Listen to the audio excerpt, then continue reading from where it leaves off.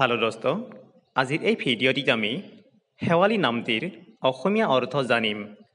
শেৱালি মানে হ'ল এবিধ সুগন্ধি ফুল, যাক শেৱালি ফুল বা শিউলি ফুল বুলিও কোৱা হয়। ইয়াৰ বৈজ্ঞানিক নাম হৈছে নিক্ট্যান্থিছ আৰ্বৰ ট্ৰিষ্টিছ।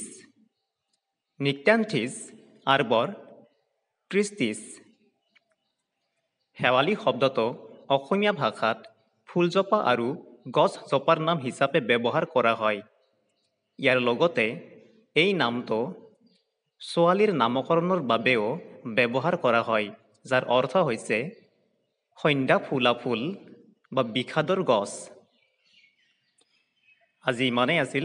ভিডিঅ'টো চোৱাৰ বাবে ধন্যবাদ।